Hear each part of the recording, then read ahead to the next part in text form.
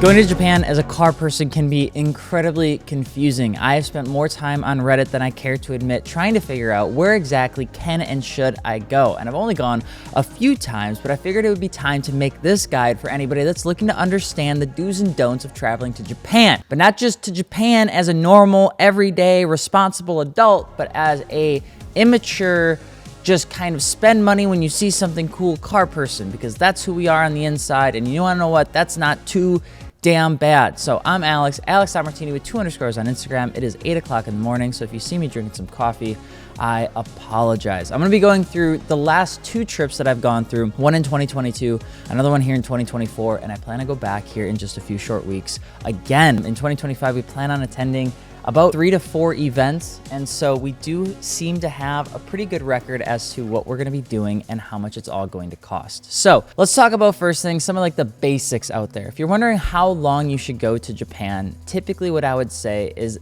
at least 7 days is going to be a really good way for you to jump into it and actually get some time to explore and also rest while you're on vacation. We've gone up to 15 days before, and that one has been quite a bit. You can still do it. It's a lot of fun, but sometimes financially, when you start getting into that 2-week period, it can start to get pretty darn expensive. Now, even though the yen is super weak, it doesn't change the fact that there are people over there that are renting Airbnbs, that are renting certain things for you, that are just simply increasing the price of said thing as the yen gets weaker. So while everybody thinks that you're getting a deal on a lot of stuff, you still need to be careful on what you end up renting or buying. How much does it cost? Right now, in the wintertime, at least from here, you can get flights to Japan for about $1,000 or less. If you live in a really popular area because you're lucky and you live in the greatest state of all time, aka New York City, you can fly out of JFK to Haneda for $450 via Delta, which is absolutely insane to me. But if you live in a tiny little tinker town like I do in Appleton, it's going to cost you a little bit more, anywhere up to right around $900 to $1,100. Now, round trip flights are always going to be more beneficial, but if you want to go over there taking a one-way and try to find your way back on a 2-way, you can do that if you like to live large. The other thing that you're going to want to keep in mind is that you need to buy a couple things while you're over there or here before you get there. Now, my recommendation is to get it before you go so that you can save time when you're actually on vacation. A few things. There are train lines everywhere. They're not all owned by the same company though, and so it can be a little confusing as to which one you should get and how long you should buy one. Now, I typically do stay a good amount of my time in Tokyo, but I've also spent time in Kyoto, Osaka, and up in Fukushima.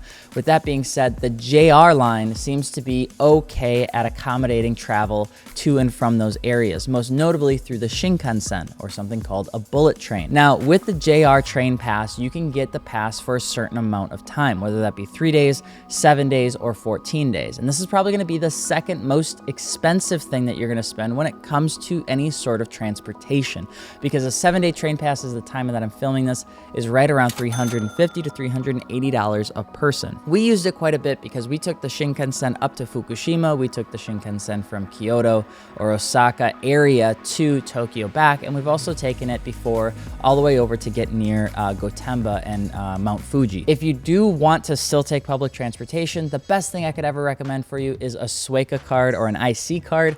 These are essentially just like a universally accepted, for the most part, card that you can load up with cash or yen, and then you can use it as you walk in and out of train stations, as you walk out of bus stations, and everything in between. The next big thing, we talk about going overseas and having any sort of Wi-Fi or phone access or anything like that. And Verizon's international program sucks. Don't use it. It's an absolute terrible investment. It's like $10 a day, which is silly, stupid, dumb. You can go and you can get something called an eSIM on most iPhones. I'm assuming Android has it too because they're 20 years ahead of iPhone. It's just iPhone markets better. And an eSIM from Sakura Mobile for me for 14 days was $50. I had never had an issue with using my phone or my data when I was using the Sakura Mobile eSIM that I had bought. With that said, it does have data limitations, so you're gonna wanna keep an eye on how much data you're using. If you're a doom scroller or if you use Google Maps a ton, it will start to eat up that data pretty quick. Now, the good news is Google Maps now has an offline mode that you can download while you're connected to Wi-Fi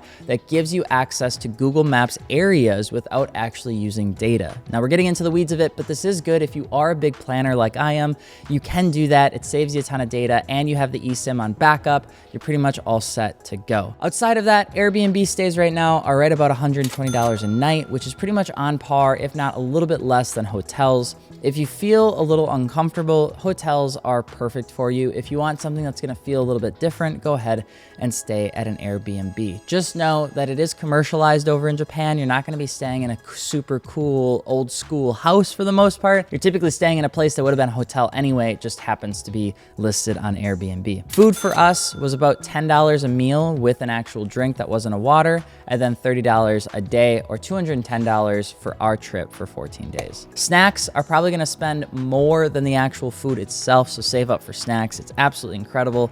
The 7-Elevens, the Family Marts, all of it. You're gonna go there, you're gonna find something you love, you're gonna eat it, and you're gonna wanna eat it every single night. There's something about it, it's just incredible. It is in fact convenient, and the food just happens to be really good along the way. If you're a car guy though, and you plan to go to some place like Ebisu, Ebisu day tickets are anywhere from $50 to $70 if you want to drive. And if you want to be a passenger in a car, it's right around $20 US, or about $40-ish if you consider if you were pretty much from any other country. Ebisu does have something called the Sideways Experience. If you are looking to jump into actually driving a car while you're there, the day rental for like a 350Z, if you get out there and you can prove that you know how to drive, is right around $1,100 a day. So that's probably the most expensive activity you can do there. But then again, you are showing up with a ready to rock and roll, track ready, full tank gas, brand new tires, drift car in a country that you would otherwise have to buy a car to do this. So I think it's pretty good. When we were there for 14 days, we ended up spending in total with flights,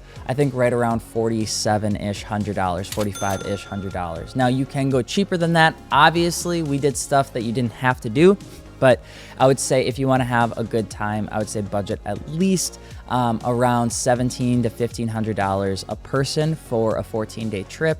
And if you're looking for a 7-day trip, I would probably say right around $1,500 should do you just fine. Key places to stay. So technically speaking, I can only speak to Tokyo, Fukushima or Nihonmatsu, Osaka, and Kyoto, and then Fuji Speedway and the Fuji Speedway Hotel and the Fuji Drive Experience. Those are awesome, and we're gonna jump into that in a little bit, especially as this is meant for car people and not just normal everyday folk that wanna go over to Japan. So our 14-day trip included a section of that going to a Michelin experience. We got to spend some time with them for the round 3 Japan Cup of the Gran Turismo Championship, which was an absolutely insane experience. But what we ended up doing is we started our trip actually flying into Haneda, and then the very next morning before we actually left, we booked a Shinkansen up to Fukushima. So when you get into Haneda, everything that you would need to be prepared for the rest of your trip is gonna be in that airport. Whether you need to get different currency, whether you need to activate your SIM card in person at Sakura Mobile, or whether you need to get your 7-day JR train pass, that's available right there. If you need to get your Suica card, it's available right there. If you need to book your Shinkansen, do it right there at the airport, which is actually very nice because probably your best chances of speaking to somebody that has more bilingual experience is going to be anywhere closer to the airport than further away. What we ended up doing is in the morning, we jumped on the Shinkansen, we headed to Fukushima. We ended up grabbing a car rental from Toyota Rent-A-Car right outside of the Fukushima train station, and then we ended up going to Ebisu that very day. That night, we ended up getting a hotel versus an Airbnb because it was a little bit more in the countryside, and we ended up just enjoying that 2 days there. Couple key things here. Car rentals are actually really affordable in Japan as long as you're bringing the car back to the original location. It's not bad, especially with how weak the yen is. But if you plan on taking that car to a different city or a different area of Japan, the cost skyrockets tremendously. I think for us to have the car for 2 days, if we were just going to bring it back to the same place, it would have been like $60. But because we ended up taking it all the way on a 12-hour road trip to Osaka, it ended up being right about $600. So totally up to you. If you have a little bit of extra cash and you want to enjoy the Japanese countryside and you want to do stuff outside of the standard norm, I would highly recommend booking a car rental and just getting out there and driving around. Now, with that being said, you might be wondering, how exactly do you drive around in Japan if you have a US or an Australian or a Singapore or a British driver's license? Well, it's actually pretty simple here in the US.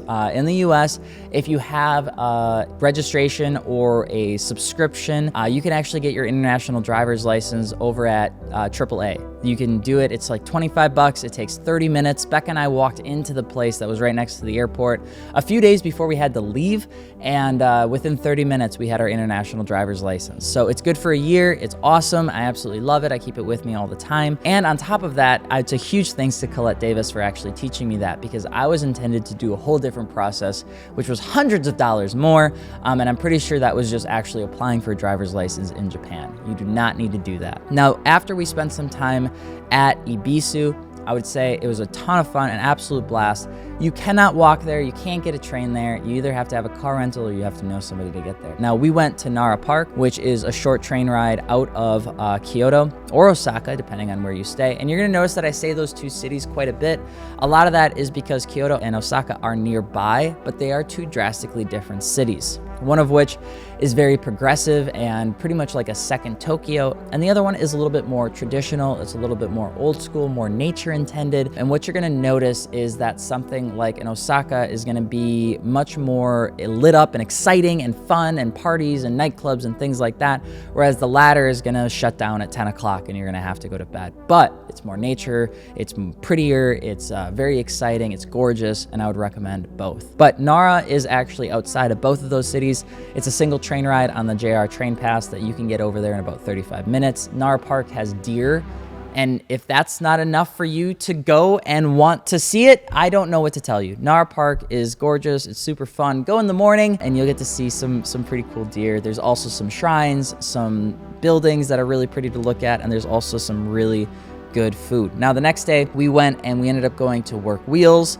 We went to TRA Kyoto, we went to Hayashi Racing, and then of course in that area when you're at Osaka, a lot of those originating wheel companies and performance companies are all located in the same couple blocks. So Volk was right around the corner as well. I didn't end up going to that time, but it was pretty fun. Finally, once you're out of Osaka, if you want to get back to Tokyo, you can take a Shinkansen. It's going to take a couple hours. It's very fun. I ended up taking the junior line. That worked really great. And then from there in Tokyo, there's things like the Nissan Omori factory, Nissan HQ, 8-Pit Autobox, and Daikoku. We're going to dive into some of those here in just a little bit, but I want to give some tips and maybe some mistakes to avoid if this is your first time that you end up going. Number one, not getting a Suica card. That is the number one thing anyone could recommend if you're planning on going to Japan, is just having that in the back pocket. They have something called a welcome card, and it's very, very easy. If you live in a city that actually has public transportation, it is the exact same thing. And if you're coming from a tiny tinker town like Appleton, Wisconsin, this is gonna feel like a whole new world for you, but I promise it's very, very easy. Things like Daikoku, as well as Ebisu, I already talked about, they do require a car rental. You cannot get to Daikoku without a car. Now, a lot of people will taxi there, which you can do, but I would say that you're kind of playing a risk, because the later you go into the night, the odds of a taxi being willing to pick you up from that area goes down really, really fast. And there's actually been stories about people kind of getting stuck there, being unable to get back. Now, there's a huge misconception that cash is everywhere and that you need to only bring cash and none of your cards work. I've been there enough times to know that card is actually accepted more often than you would think. There was not a lot of places that I went, whether I was in Gotemba or Fukushima, where my American Express was not accepted or my Visa was not accepted. Still good to bring some cash just to be safe, but I wouldn't like panic about only having cash. And then finally, the biggest thing I could recommend, these right here, these things, you see them? These are New Balances. These are fantastic. Listen, you are not gonna be trendier than anyone in Japan. It's a guaranteed promise, all right? Everyone's gonna look cooler than you. The only thing that you have going for you is maybe you've got a neat hair color or you've got fancy colored eyes. But I'm gonna be honest with you. You're not gonna beat the style over there. Shop at the end of your trip, not at the beginning of your trip. What I have a tendency to do is I have a big bag and I got a little bag. And then I put the little bag in the big bag and I pack all my stuff in the little bag. And then I travel and I do all my Japan traveling stuff and my car stuff. And then when I get to my final days, if I wanna go buy car parts or if I wanna go buy car stuff from 8-Pit Autobox and I buy it, I end up taking my little bag out, and then I have a big bag that I can put all my stuff in. So you start with one bag, you end with two, but do it all at the end, because otherwise it's going to be a disaster to try and get that everywhere you possibly can. If you're looking for location etiquette in general, I think the only thing to remember is just be polite. As a car guy or car girl, if you're going, the one thing that you're gonna wanna do is you're gonna wanna take tons of pictures of cars and people surrounding cars and things like that. It's a little bit more socially acceptable, I think, with the younger crowd, but in the older crowd, ask to take photos if you can, or if you have a friend with you that can translate, because it's not normal to do that in Japan. The concept of being like a content creator or being a YouTuber in Japan is still not as common as it ever was. Like it's a very rare thing. Now it's gotten more accepted lately because a lot of people have actually moved to Japan and create content every single day. But for the most part, especially with cars, you're gonna wanna ask. It's just the polite thing to do. And most notably, if you find cool cars at houses that have their license plate exposed, you don't wanna actually show the license plate. The reason for that is because the information on a license plate in Japan is easier to access and to find out where somebody lives, or to potentially hijack the car. And it is a growing issue in Japan right now, particularly with nicer cars getting chopped up and shipped off. So if you see a cool car at a house, be polite, look at it. If you want to snag a picture, that's great, but don't post it anywhere. And if you do plan to do something with it, blur out the license plate at the least. Bring a gift or small token of appreciation. If you plan on visiting some of these shops aren't like American shops where it's like there's this huge front grandiose entryway with a huge place to sit and a lobby and things like that. Everything's very tight in Japan and small. And so a lot of these shops are using every square inch they possibly can for car builds, car parts, and just stuff.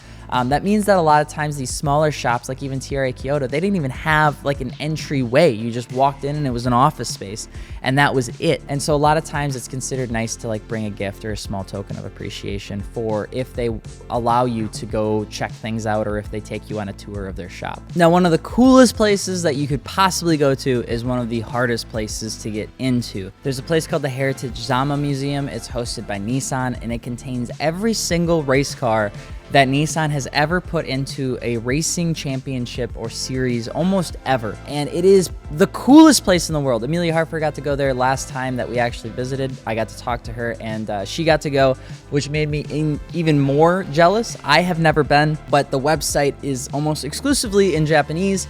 You can set up a script so that you can check when the tickets go live, because you cannot just show up and go in. It's a huge misconception. They only do a couple reservations a month. And so if you set up a script, it'll notify you when there's been a change to the webpage. You can do that. You can check to see if there's a booking available. Book it. It's awesome. It's sick. It's kick-ass. It's the coolest experience in the world. And there are so many more like it. And it's called the Zama Heritage Museum. The Welcome Plaza, the Honda showroom. This is a huge thanks to Quentin F. from Speed Hunters, because he did a lot of this research for the Welcome Plaza. But if you go there, it's a Honda showroom.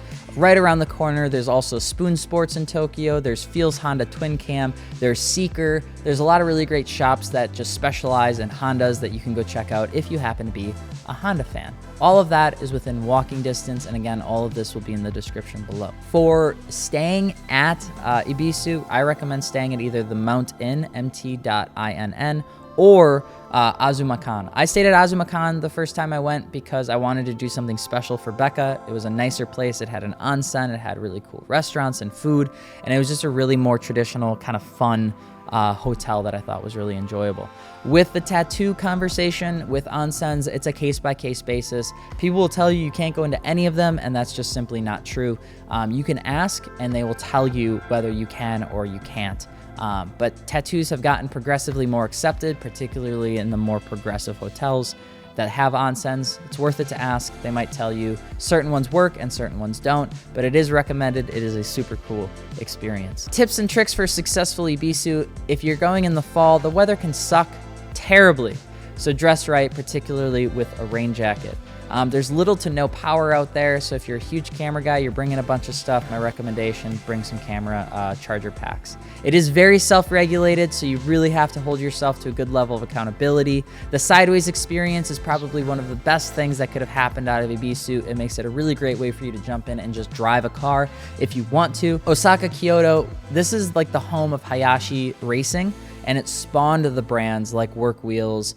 A lot of people will consider to be influenced with Volk Wheels, TRA Kyoto, and things like that. Lots of fun, same kind of conversation. These places aren't typically open to guests, but if you message them and you ask if you can show up, they'll typically say yes, and you can walk in, and there's typically somebody there who will greet you. There's two folks I met there that were absolutely incredible, JC and John, or Japgo Zoom, and then JC.Pepino. Awesome, incredible people. JC is a trooper. He knows a billion different languages, and he's dangerous in any fold. And he's also a racing car driver, which I absolutely love. And then John was absolutely awesome. Randomly met John on an Instagram message. They tell you to not get in cars with strangers or not get in vans with strangers, and that's exactly what Becca and I did after we got done renting a car from JDM Rental, which we met from the Work Wheels trip. And you're gonna hear that a lot.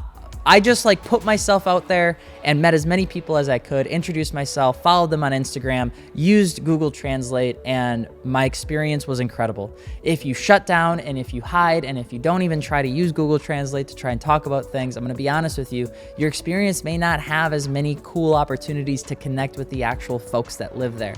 And I could not recommend it more. It's better to be awkward and try than to be cool and stoic and not try at all. And that's how I feel about traveling, you know, almost anywhere. I talked about Fuji Speedway. You can get there via Shinkansen and then a local train station. Fuji Speedway is a gorgeous track. It's beautiful. And I'd highly recommend going there during an event if you can. There is a hotel that's right off of the Fuji Speedway that I would recommend going, but it is expensive. It's gonna be like $300, $400, but they have racing sims, they have cars in the lobby, they have a driving experience that you can do at Fuji Speedway. But remember, if you're going to Fuji Speedway, you're likely gonna spend, you know, 2-3 days there at a minimum if you want to experience everything. Things that I wish that I did more personally that you could maybe avoid. More museums. I love museums. I'm a big freaking nerd. That's why my forehead's so big. Waking up early, highly recommend it. Screw sleep. You can sleep when you get home. Sleep 4 hours, sleep 3 hours if you can, and just survive off of coffee out of vending machines and excitement, because there's so much going on all the time. I can't remember the amount of times I woke up as early as I could just to see the sunrises, and as lame as that sounds, it is a really cool experience because you can just take it in. And that's one of the biggest things that I could recommend if you're planning to go as a car person. Just take it in. Daikoku is awesome. 8-Pit Autobox is awesome. Ebisu is awesome. Fukushima in general is awesome. Fuji Speedway is incredible. Carland is insane. All these places are going to feel like a whole new world to you. Take it in. Once you take it in, then take some photos. One of the craziest things I've watched people do, and the biggest mistake I've made before, is I've gone to places and I've just jumped right into taking photos and videos and trying to make YouTube content and blah, blah, blah, blah, blah. And it's awesome because you're doing it, but at the same time, you're not actually taking in the environment. So try to take in these moments as best as you can, because it is an incredible experience and you're spending a good chunk of change. That would be some of my tips for you going to Japan if you plan on traveling anytime soon. And if you have any questions, let me know below. If you need some tips, I'm happy to help. And if there's something you learned along the way when you went to Japan, let us know in the comments section below. This is a bigger video, it's a longer video, but I still think it's very important, and hopefully you enjoyed it. There's a link below for you to check out my travel itinerary that I used last. I'll be there for Matsuri again here shortly. And of course, if you need some of the stuff that made Becca's trip way more comfortable in terms of neck pillows and this and that and hand sanitizer and certain things she packed, because she packed so much stuff for us, that will be below as well. But I'm AlexMartini. Hope you enjoyed the video, and we will see you on the next one. Adios.